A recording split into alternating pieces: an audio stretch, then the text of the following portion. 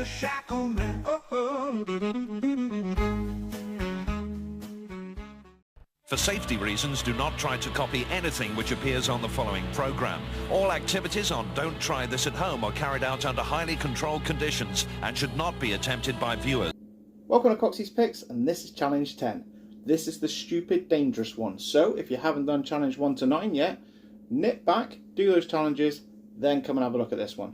Now, this is still sticking with the folding rigids, either the Hayat UL1 or the TCH 850. I do know that some people are using the rigid cuffs, which is the TCH 840 or the Hayat Speed Cuff 3103. If you're using the rigid, you do need to use a guest set, and I'll demonstrate how that works in a minute. Now, you will understand that this is stupid, this is dangerous, and shouldn't really be done. But we're Shacklemen, so let's give it a go. For this particular challenge, if you do not wish to place it on your wrist, I completely understand, and I am aware of that because there are implications and everything else. So, you can do this in front of the camera and get your confidence up and show how to be done. What are we going to be doing? We are going to be placing the wrists, we're going to be placing the cuff on our wrist in this configuration, the one that I said you shouldn't do. Now, we're also going to choose one side and set one side with a double lock. That's important because that gives us a safety out of a shimag on the other one. If you don't understand what I mean by a shim, why are you still here? Get back, challenge 1 to 9, let's see what we're doing. Right, so let's go through some rules. Rule number 1, don't do it unless you're absolutely confident. But when you get it on there, you are to put your finger underneath, right, and make sure you do not over tighten. This is very important because this will allow you to actually perform the next stage. The one that is closest to your palm, that is the one that needs the double lock set. Once you've got the double lock set, like so, on one of the cuffs, the other side is still single locked, so this one now is single locked, you have a safety out. If you need to, you can shim out of this one and then escape that way. What we're going to do is with that one finger gap underneath, you can then part the cuff like so. You now have a space to pick the lock inside here. You need to design a tool or a key or an object to escape the double locked cuff. The single lock is our safety, okay? Bear that in mind. Now, if you're unaware, there is a tool set that makes this life very easy, and this is the Shacklemen cuff pick set, which comes with 3 amazing shims, right, as well as some picks like so, and they're available on Southern Specialties. They're a good start point for getting us out on the safety side. We will need to make our own tool to actually get out of the double lock side.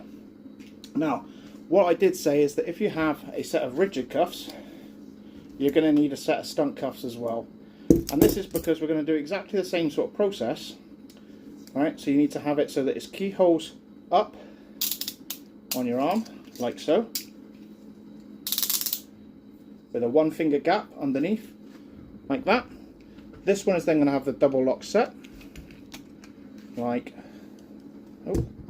so. So it's got the double lock set. Now we then take our stunt cuff. We're going to do this so that the keyhole is also facing up, so it gives us an easy out. You're going to place that over the top, like so. Smudge the two together, alright, making sure that we got our finger gap underneath, and then you're going to have the two like that, so it's nice and close. Right, I mean, obviously you could slide this, and notice that I can only get it so far up, but you need to have a gap of 3 fingers. That's the maximum that you can have, because when you're doing it on this one, it's 3 fingers gap. Well, technically I can get 4 there, so we'll say 4. And a bit of a smidge, 4. That's the way it's going to work, because then that recreates the same challenge, and you've still got a safety because you can access the keyway on this one, right, and remove it, and then therefore you can then remove this with the keyway as well. That's it. It's not the most safest of challenges, I understand completely. So if you don't want to put it on your wrist like so, right, or on your wrist like so, then you by all means do it over the bench with an overhead camera, right, and give it a go. Alright, I also understand if you don't want to try this. However, I do have some Brucey bonus prizes for people that have achieved all 10 challenges. There's also 3 bonus prizes, as well as if you're watching challenge 9, you'll notice that there is a secret sub 20 club that is also formulated. So lots of stuff to give away here, right? Bit of pride, bit of fun. Remember, don't hurt yourself, right? And always have one side available for shimming. And guess what? That wonderful shim from Southern Specialties might be your saving grace. So, good luck everyone.